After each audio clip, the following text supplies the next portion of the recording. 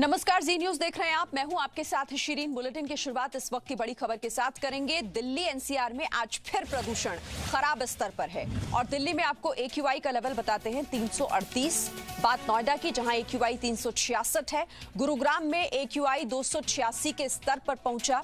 तो आज प्रदूषण के खतरनाक स्तर पर पहुंचने की आशंका भी बनी हुई है।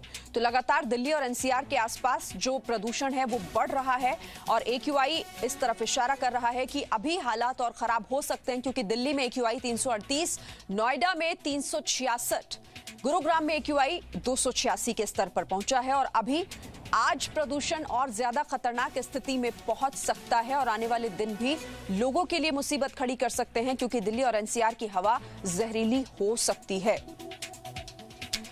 वरुण भसी मेरे साथ इस वक्त इस खबर पर ज्यादा डिटेल्स हमें देंगे। वरुण, आज भी एक्यूआई यही इशारा कर रहा है कि प्रदूषण खराब स्तर पर है और आने वाले दिन और ज्यादा मुश्किल भरे हो सकते हैं। जी बिल्कुल, देखिए समझने वाली बात यहाँ पे जो एयर क्वालिटी इंडेक्स की हम बात करते हैं, वो दिल्ली के लिए वो क्वालिटी इंडेक्स सिर्फ ये रह चुका है कि आज हमारे को ज्यादा जहर देखने को मिलेगा या फिर कम जहर, क्योंकि ये क्वालिटी इंडेक्स सिर्फ जहर रह गया है।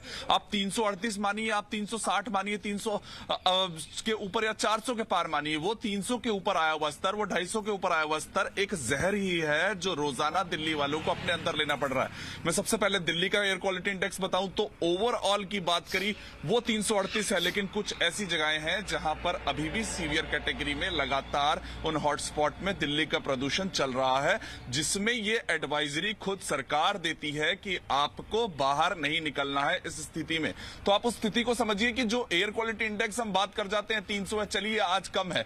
कम क्यों है? हमारे किसी भी उठाए गए कदम के कारण कम नहीं है, वो हवा चलती है उसके कारण कम है। तापमान रोजाना कम हो रहा है। अगले 2 दिनों में जैसे ही हवा रुकेगी वैसे ही हमें 450 के आसपास यही देखने को मिलेगा कि अब वो दिल्ली वालों को जो जहर था, जहर का क्वालिटी इंडेक्स बढ़ चुका है। देखिए अब जहर लगातार तेजी से फैल रहा है और इसके पीछे जो कदम उठाए गए थे वो पिछले 2 सालों से 3 सालों से ऐसा कोई कदम नहीं है जो आज के दिन रोक रहा हो। 2019 में 61,000 मामले थे पराली के जलने के, वो इस साल कितने कम होंगे ये कोई जवाब नहीं दे सकता। आसपास की राज्य सरकारें हैं वो कदम उठा रही हैं, पराली के लिए जो मशीनें लगाई गई हैं उनको कितना बढ़ावा दिया गया है उस चीज को भी समझने की कोशिश की जा रही है। तो अभी फिलहाल दिल्ली की हालत यह है कि आपको रोज जहर में उतरना ही है, काम करना ही है। आपकी सांसों में जहर जाने वाला है, जहर कम जा रहा है, ज्यादा जा रहा है, इस चीज की जानकारी तक ही सरकार पहुंच पाई आज तक। और वरुण, इस बार तो देखिए मुसीबत इसलिए डबल है, थोड़ा सा इसीलिए क्लियर दिख ज्यादा रहा है है विजिबिलिटी भी, अगर मैं आपको दिखाऊं जी, क्योंकि देखिए कोरोना संक्रमण और कोरोना संक्रमण के बीच ये प्रदूषण, ये जहरीली हवा।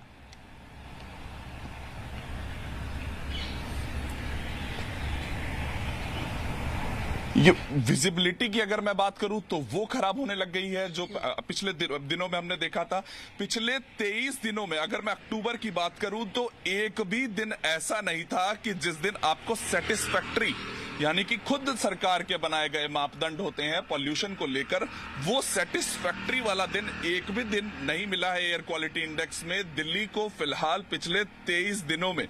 जहां से अभी फिलहाल एनसीआर पूरा का पूरा अब एक गैस चैम्बर बनने को तैयार हो चुका है।